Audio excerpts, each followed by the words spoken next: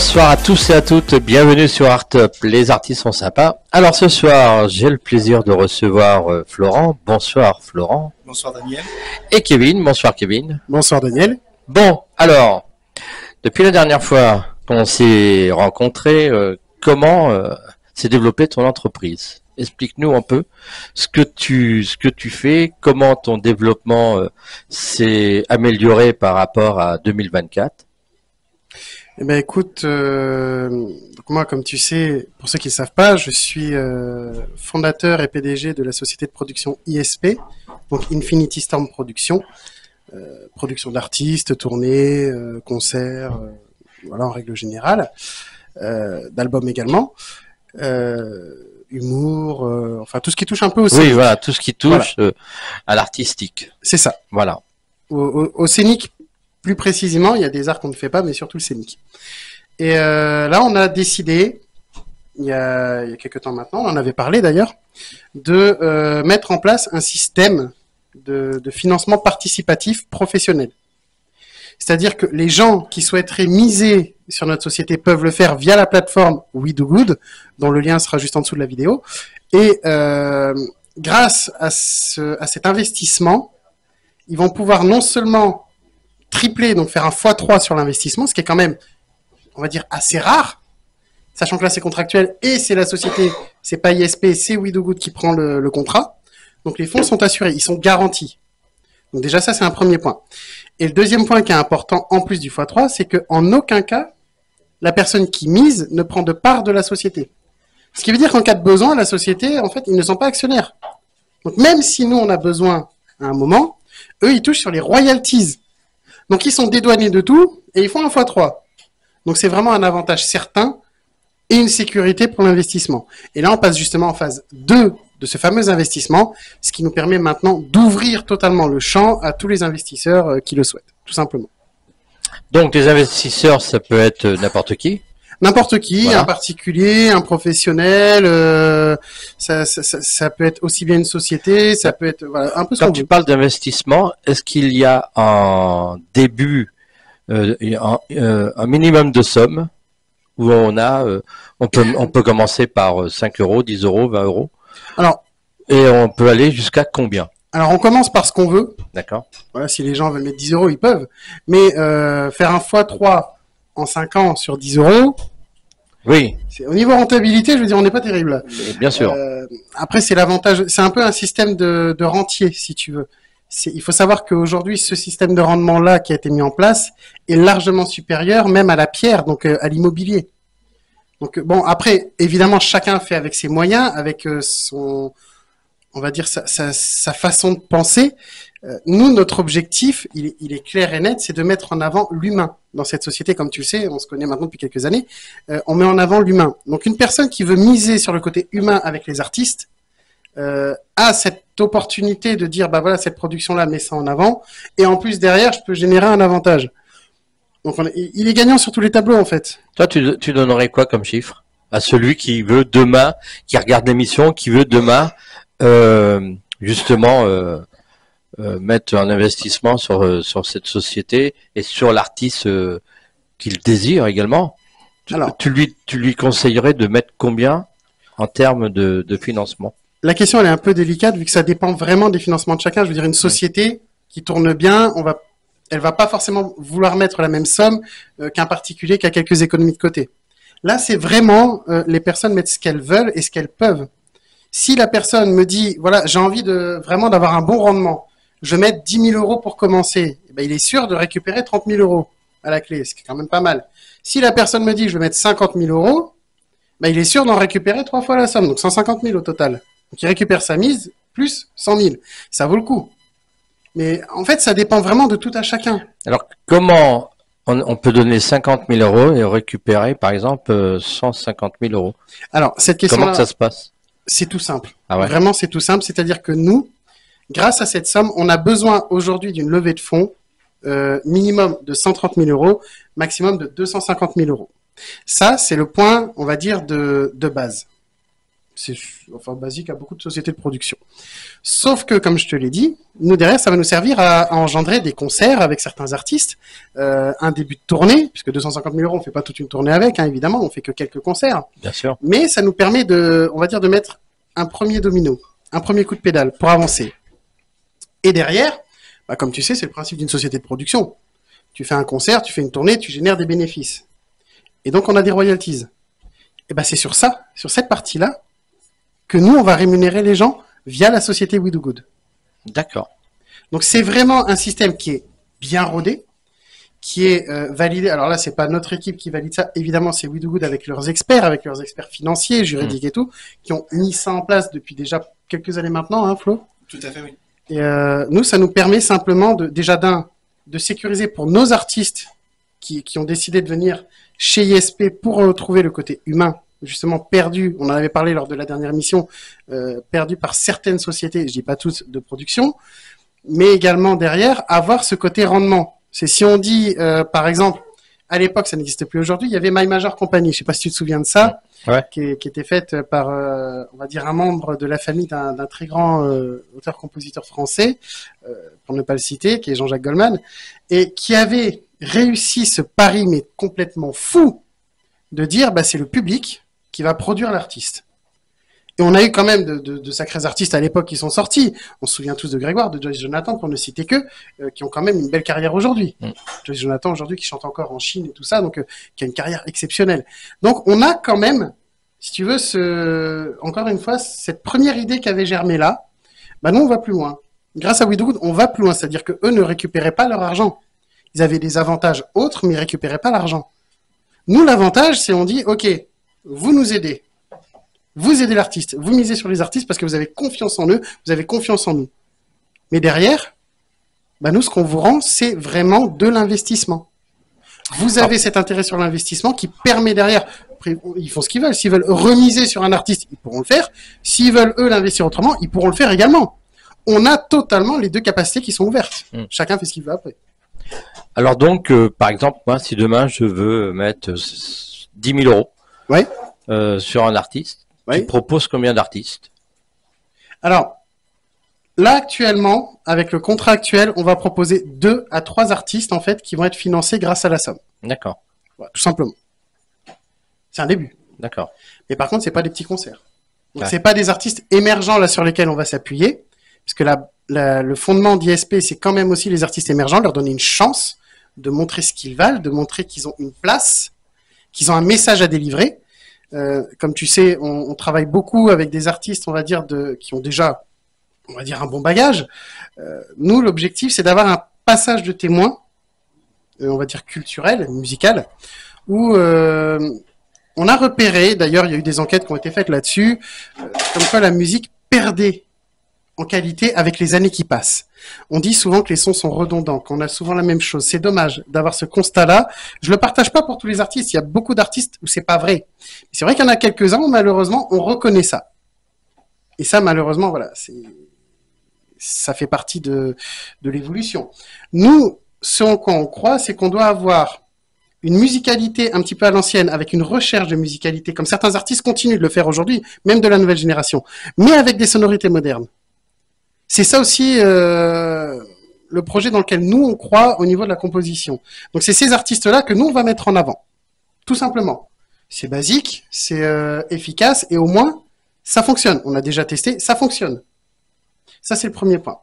Et le deuxième point, chez ISP, qui change, c'est on a des majors, qu'on ne citera pas, évidemment, par respect, qui, quand elles prennent un contrat avec un artiste, c'est un contrat, par exemple, sur 3, 4, 5 ans, 1 ou 2 albums, et derrière, ça devient un peu une machinerie.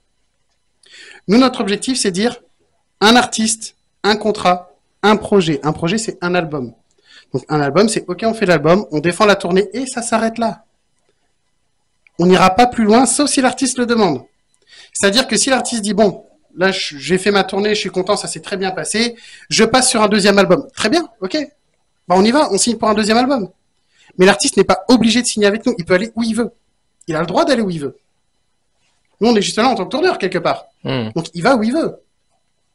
Mais nous, l'avantage qu'on a, c'est que on a cette liberté de création de l'artiste, ce respect de la création de l'artiste.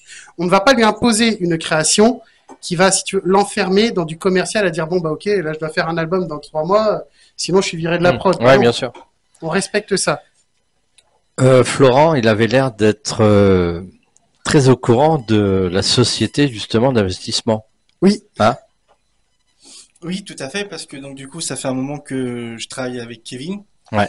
mais en partenariat avec ma propre société, qui est Studio Flow, qui est une société donc euh, pareil dans le milieu artistique, qui va toucher à la photographie, création de books pour les modèles, mise en place pour que ce soit.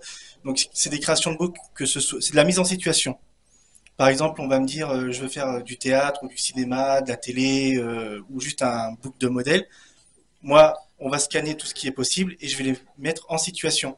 Parce que du coup, j'ai réussi, avec l'expérience et les années, à accumuler plusieurs casquettes. Donc, il y a la casquette donc, de photographe, de directeur artistique, de mise en scène, et encore plein d'autres choses derrière. Réalisateur. Réalisateur, effectivement. Voilà. Donc, c'est pour ça qu'avec Kevin, on s'est bien trouvé. Donc, en fait, je crois qu'on peut dire qu'officiellement, je suis la première société partenaire d'ISP. Oui. Donc justement, donc oui, c'est oui, pour ça que je crois Kevin il m'a longuement exposé ses différents projets et sa philosophie, et on va dire que c'est surtout par rapport à sa philosophie qu'on s'est rejoint dans un premier plan. C'est le côté humain. Moi, quand je fais des shoots, de la mise en scène ou autre, je suis contre le cravachage, le système à l'usine. Faut y aller, faut y aller, faut y aller. Moi, je respecte énormément les artistes avec qui je travaille, et c'est leur sécurité et leur bien-être physique qui m'inquiète le plus et que je veux protéger en plus. C'est donc, contrairement à certaines personnes, je vais faire beaucoup de pauses durant le projet pour que les personnes puissent se reposer. Parce que là, je vais prendre le cas de la photographie, et toi, je pense que tu vas bien comprendre ce que je vais dire. Oui, ça, je vais comprendre, moi je fais de la photo. Ouais. Voilà, c'est que les modèles, peu importe que ce soit un homme ou une femme, c'est la même chose. C'est que ils doivent tenir des positions, des sourires. Des fois, ça a l'air tout bête comme ça, mais pour que la pose soit correcte, des fois il va y juste avoir une différence. Là, par exemple, on prend un pied, bon là c'est ma main, mais on prend le pied, et par exemple, juste le fait de faire comme ça, juste pour tenir, et au bout d'un moment, tu tiens cette position-là pendant une demi-heure, tu vas vite fatiguer. Et puis même pour la personne qui est derrière l'appareil photo, ou la caméra, ou autre, moi je fais beaucoup, j'aime pas, alors je critique pas, mais moi c'est pas du tout mon style, de me servir de l'écran de l'appareil. J'ai toujours l'œil dans l'objectif, parce que pour moi c'est une différence. Après, ça c'est que ma façon de travailler, c'est pas une critique. Mais une fois, justement, j'étais en tournage et shooting avec Kevin pour l'un de ses modèles qui voulait faire un book cinéma, si je dis pas de bêtises. C'est ça. Kevin, il m'a regardé, il est devenu blanc. Il m'a dit, arrête tout de suite. Et moi, au début, j'ai cru que c'était le modèle qui faisait un malaise ou qui était pas bien. J'ai dit, je suis désolé, qu'est-ce qui se passe? Ton modèle va pas bien, on arrête tout de suite, j'ai pas fait gaffe, désolé. Il fait, non, c'est toi. Je fais, bah quoi, moi? Il fait, je vais pas t'expliquer, va te voir dans un miroir. C'est vrai. J'avais mon œil, il avait gonflé comme ça en mode rouge, à force de tenir dans l'objectif. Donc c'est important de maintenir la sécurité et le bien-être de tous. Donc moi, à chaque fois, les modèles, je leur dis, en général, c'est à peu près 3 quarts d'heure de shoot, et je leur mets un quart d'heure, 20 minutes de pause. Tu vas fumer ta clope, tu bois un café, un thé, tu vas faire de la méditation, tu fais ce que tu veux pour te détendre. Et du coup, c'est comme ça qu'avec certains gros projets de shoot, des shoots quand même qui ont duré certains entre 2 semaines et d'autres 1 mois d'affilée, parce que c'est des personnes qui n'étaient pas forcément de la région parisienne, donc on n'allait pas faire que des allers-retours. Et du coup, on réussissait à faire des shoots de 10 heures la journée. Mais parce que c'était reposé. On était 10 à 12 heures par jour à certains moments. Ouais. Voilà. Et donc, en fait, c'est sur le côté humain, donc pour revenir, qu'on s'est associé dans nos partenariats, donc ISP et Studio Flow. Et donc, du coup, il m'avait expliqué effectivement les projets Widow Good. Et effectivement, j'étais l'un des premiers, du coup, quand il m'a expliqué et développé le projet, à m'être investi dans le projet Widow Good. C'est pour dire que je crois au potentiel d'ISP, de son développement et des différents projets, parce que c'est vrai qu'on s'est tapé des heures et des heures de réunions sur Diapo, sur Paperboard et tout ce qui s'ensuit. Oui. Et pour que je suive, c'est qu'il y a un minimum qui tient la route quand même. Sinon, comme je t'ai déjà dit, je dis, t'es bien gentil, mais on va voir autre chose. Ça fait pas tout la gentillesse, c'est sûr. Voilà. Bon, donc cette société va démarrer à partir de quand l'investissement? C'est quand qu'on peut commencer à investir? Ça y est. Ça y est, l'investissement est ouvert officiellement. On passe en phase 2 dès lundi. Dès lundi. Mais la phase 2, en fait, c'est juste l'ouverture à tout investisseur. D'accord. C'est-à-dire que là, il y aura vraiment la publication sur le site, donc tout le monde pourra le voir dès lundi. Donc voilà, après, il faut juste croire en un projet, aller jusqu'au bout. Nous, on croit énormément en notre projet. On s'est battu pour, on se bat pour comme on dit, pour avoir en fait une production qui soit vraiment à l'image j'ai envie de dire, de la modernité. On a des productions qui répondent à cette attente, mais on n'en a pas beaucoup. Il y a des artistes, je vais prendre 3 exemples. Je vais prendre 3 exemples dont on a la chance ici d'être à Artop TV. Je vais prendre Alibi Montana, tu lui demandes un album, il n'y a pas de problème, il va te le faire l'album. Et il y a la qualité derrière. Parce que justement, c'est quelqu'un qui a cette créativité-là. Tu prends quelqu'un qui est totalement, on va dire, presque diamétralement opposé, Kinvey. Tu demandes un album par an, il va te le faire, le gars. Et ces deux-là, je peux t'assurer, tu connais, l'album va cartonner parce qu'ils ont cette créativité-là. Mais tu prends d'autres artistes comme, je prends souvent l'exemple de Patrick Fiori qui te fait un album, on va dire, tous les 3-5 ans. Mais c'est son rythme de production. Si tu lui dis fais un album par an, il va te le faire. Mais il n'y aura pas la bonne qualité comme... Non, ce sera du commercial. Exactement. Le commercial, c'est pas intéressant. Si on n'a pas l'âme de l'artiste, je veux dire, tu peux mettre n'importe quel artiste, tu peux mettre qui tu veux. S'il peut pas mettre ses tripes dedans, s'il peut pas mettre vraiment ses émotions dedans, réelles, et pas juste du surjoué parce qu'on lui dit faut le faire, l'album va se planter. Demande à n'importe quel artiste, je te jure, l'album va se planter. Alors que si tu prends le temps, tu laisses le temps à l'artiste d'aller à son rythme, sans lui mettre la pression en disant voilà, t'as un album qui est prévu, tu l'accompagnes derrière, mais dans l'humain. En respectant bien sûr des valeurs d'une production. Je veux dire, on n'est pas dans le monde des bisounours, on en est conscient. Mais à partir de là, et je peux t'assurer, prends tous les artistes qui sont authentiques, qui sont sincères, qui sont authentiques envers eux-mêmes, envers leur public, mais ça prend tout de suite. Le public se reconnaît dedans. Pourquoi? Parce que l'artiste, quand il met... on va être honnête, le principe d'un artiste, c'est quoi? C'est de jouer avec ses émotions, c'est de se mettre réellement à nu devant son public. Mais pourquoi? Parce que le public derrière, il se reconnaît dedans. Et si ton public se reconnaît dedans, j'ai eu des gens qui m'ont dit, à l'époque justement où moi j'ai fait de la musique, des gens qui m'ont dit, mais cette chanson-là m'a sauvé la vie. Parce que je me suis reconnu dedans, je me suis dit, putain, je suis pas le seul. Pardon pour... Oui, bien sûr. On bipera, désolé. Mais ils ont dit, bah je suis pas le seul. Et ça, c'est important. On a combien d'artistes où il y a du public qui va les voir, et j'en connais pas mal qui ont fait ça, où les gens ont dit, mais en fait, cette chanson-là, je pensais que j'étais la seule personne à ressentir ça, et en fait, non. Et grâce à vous, j'ai réussi à passer outre. C'est énorme, quand même. Je veux dire, ça, pour un artiste, on peut dire ce qu'on veut, mais c'est la plus belle des récompenses. Les gens, ils viennent au concert, mais ils vivent le concert avec toi. Quand tu as un public qui vit le concert avec toi, qui vient pas juste voir un concert comme tu irais voir... je veux dire, un plat que tu manges dans un resto en disant, bon, bah, la prochaine fois, je prendrai autre chose. Non, là, ils vivent avec toi. Mais c'est une toute autre dimension. C'est totalement autre chose. Et là, tu comprends pourquoi on fait ce métier, quand tu vis ça. Tout à fait. Bon. Alors, donc, on retrouve le lien directement, sur les pages. Sur les pages, ça. On la retrouvera en bas de cette émission. Tout à fait. Hein, sur YouTube. Le lien, il sera juste en dessous. Voilà. Le lien sera juste en dessous. Merci d'être passé sur Artop. Mais de rien, merci à toi de nous avoir reçus. Merci à vous. Et puis alors, si on veut t'appeler pour, si tu as des artistes que tu veux, avec qui tu veux travailler, on te rejoint, on te retrouve où? Sur quel réseau social? Alors, on va pouvoir te retrouver. D'ordinaire, il y a mes réseaux où on trouve assez facilement. Là, on est en train de développer, justement, on a ouvert la page Instagram de ISP. Donc, elle a été ouverte seulement hier, je crois, ou avant-hier, je sais plus. Donc, on est en train de les développer, justement, parce que maintenant, ça y est, on a du contenu à partager. Alors là, j'avoue, c'est moi qui ai freiné un peu des deux pieds avec mon équipe en disant, si j'ai pas assez de contenu, je ne veux pas ouvrir de réseaux sociaux là-dessus. On met sur nos réseaux respectifs, ça suffit.